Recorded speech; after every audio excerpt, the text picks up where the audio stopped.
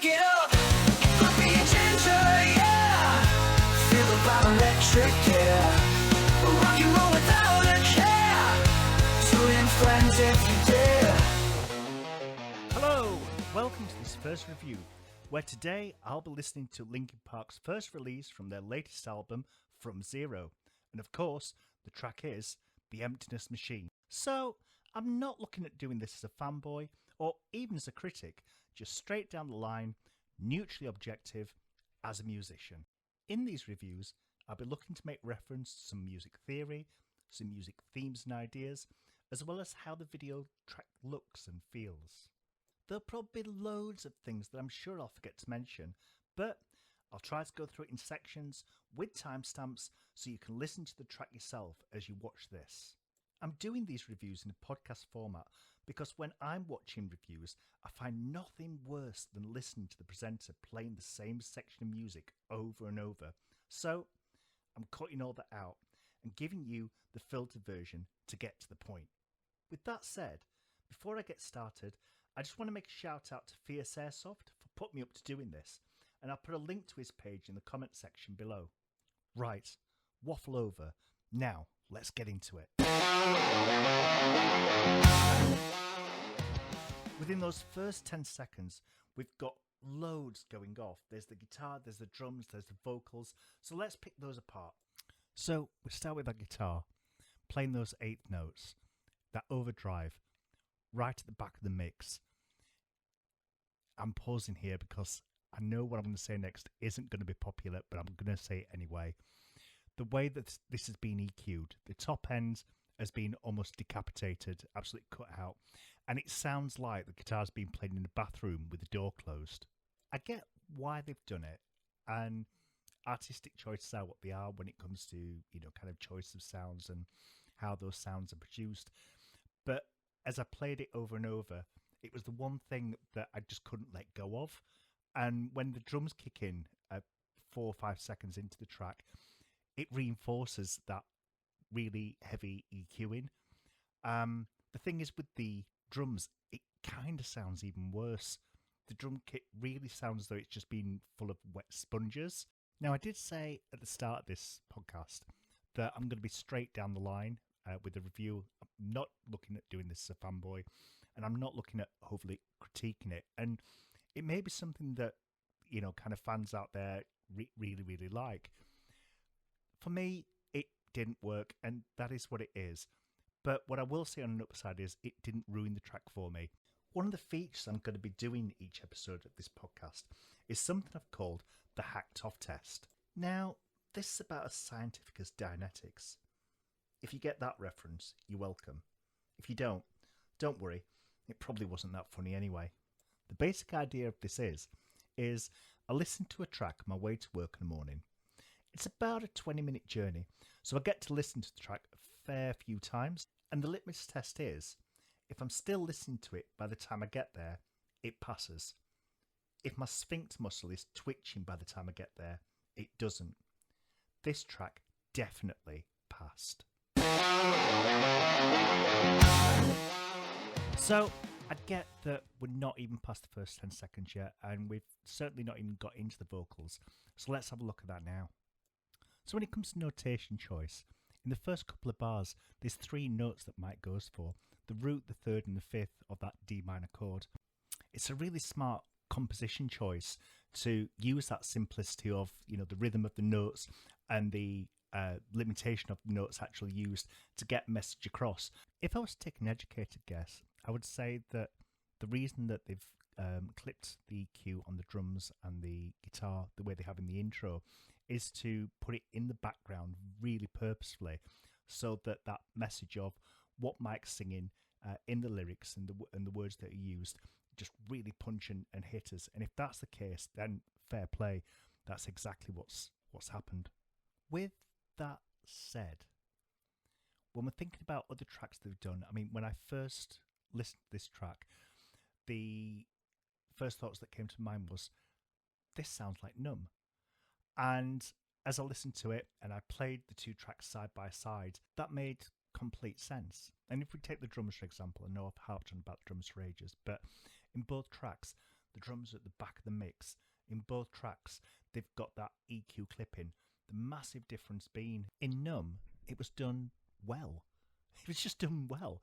It was just so tasteful, really, really effective. And here in Emptiness Machine, it's overdone. And once you hear it, you can't unhear it. And it's like, ah. Okay, so we're 40 seconds into the track, and there's not really much more to say musically. I mean, I'm sure there is, but we're only 40 seconds in, so let's have a look at the video. So we've got a set of speakers and a very retro single deck tape player. It jumps to Mike doing some painting, as it might seem. Then, of course, we've got a guy in a call centre making a call with a headset on. And where would a video be without a fast food restaurant scene and a guy in a headset? I mean, the only links that I can find between what's going off in what I'm seeing and what I'm hearing in the vocals is when Mike's seeing point of view, that's the guy in the VR headset. I really couldn't be more confused if I tried. Maybe it all makes sense as the story unveils. Well, spoiler alert, I've watched this video several times and it doesn't. So, to save going frame by frame, the first 40 seconds of the video makes about as much sense as a camel in an igloo. At 36 seconds, we get our first chorus. There's this lovely dropout of the drums and guitar to bring that sound wall close to the centre of the mix. We hear those really emotive vocals, which is accompanied so perfectly with those piano chords. Smack bang on the word open. Let you cut me, everything cuts out. Open, first piano chord, bang. It's all you can hear, and just the impact of the change in the tone of the music with that lyric, it's like, oh, I can actually physically feel that. Beautiful, absolutely amazing. This really backs up the point I was saying earlier on about the craftsmanship that Linkin Park have in everything that they do. They do it so well. And the reason they do it so well is the emotional impact it has on the listener, how it moves them through this range of different things. The video on this particular track, not too sure about, but just listen to the track. Don't watch the video. Just listen to the track and hear it, and it can't not hit you. With that said about not watching the video, if you are still watching it, just go to the 55-second mark. If you freeze it there, you'll see a picture of Emily. She's in that restaurant thing, baseball cap, but it's the look on her face. We know musically from where the chord structure is taking us with the piano that we're going from this idea of unresolved to resolve, and it's come around the second time. The second time, we know this wall of sound is just going to hit us, and it doesn't disappoint.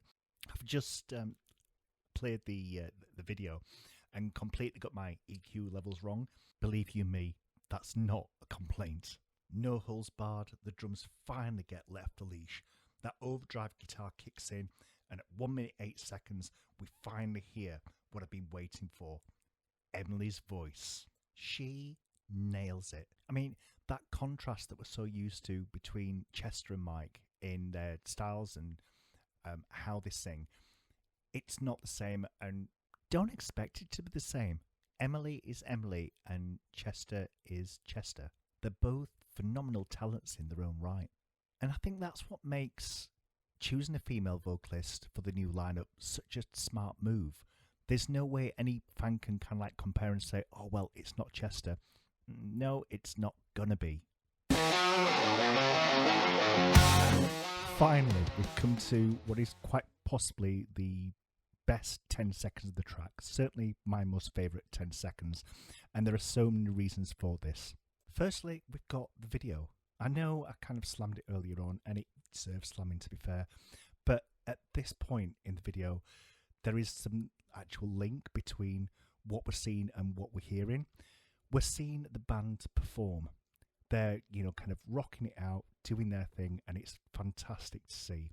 Secondly, that the way this has been captured, that shard imaging of the picture as it goes from band member to band member, we can really get that visual image of what the lyrics are talking about. And it's like, yeah, finally, this video has a purpose. That's great and all, but it doesn't even come close to comparing to what's happening musically. I'm just checking the time here. 1:35 to 1:45. I have played this 10-second snippet over and over and over again, and I'm just not bored with it.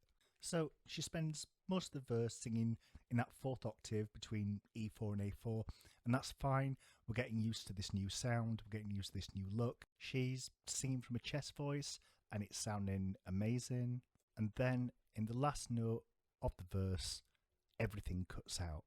She's got no support on pitching and tuning from any instruments, and she goes from that A4 to a C#6. So in musical terms, that's pretty cool.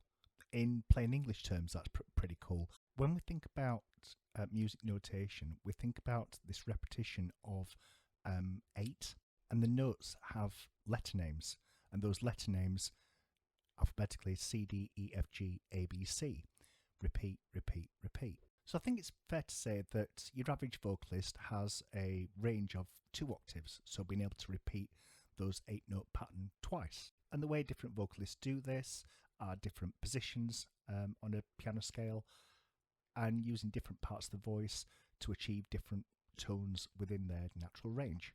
The thing to point out about what Emily does in this 10-second section that I've highlighted is she changes the position of what she does with her voice really, really quickly, really, really drastically, in a really, really effective way. Now, this is far easier to do in studio production because you can do take after take after take, and you can put the effects in there to cover things up, a bit like makeup. But if you listen to this track live, that's where you really see that it is just epic talent that's coming through, because she's able to replicate that without any production tools. It doesn't take any level of music analysis to comment on the second chorus, and in all fairness, who'd want to? If you're not moshing your face off at this point, you really need to check to see if you still have a pulse. From 2 minutes on, we've got a more familiar call-response lyrical structure that's going off between Mike and Emily. Now, personally, I would have loved to have heard a third verse of them both singing together before that final chorus that goes on and on and on. But I suppose 3 minutes is 3 minutes. So that's pretty much it for this review. I do hope that you've enjoyed it, and if you did, please leave a comment, like and subscribe. Now, I'm off to listen to the second release from the up-and-coming album, Heavy's the Crown. Who knows? I might even review that. Until next time, take care. Tune in, friends, if you dare.